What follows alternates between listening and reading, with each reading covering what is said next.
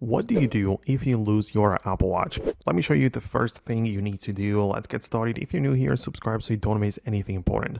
So of course, the very first thing would be to grab the iPhone that is paired or which you use to set up the Apple Watch, and I would go straight to the Find My application. So you should look that up and click on devices at the bottom. So if you have more devices linked to your Apple account, you should see all of the positions and like locations on the map. So just pay attention to the Apple Watch and see where it is, right? So you can click on it. It should give you the current location or the last known location, and you should be able to track it down and get to it.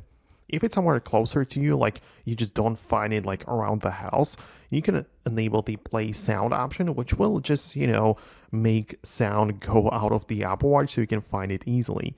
So that is something you can do, or you can also get the directions, which will just open up the navigation to that place. However, if you like lost it completely and you cannot find it whatsoever, it would make sense to enable the lost mode. So you can see there is like a lost Apple Watch page. You can click there and you can enable the lost mode.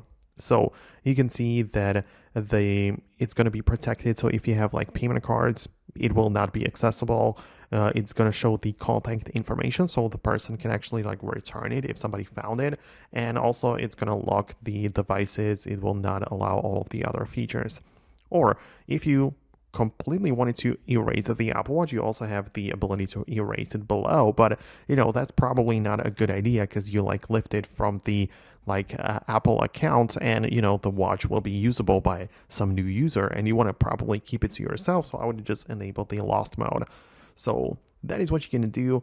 Let me know in the comments below if you managed to find that, and if you actually managed to find your Apple Watch. I'm kind of curious to know about that. Hit the thumbs up and subscribe for more, and I'll talk to you in the next videos as well.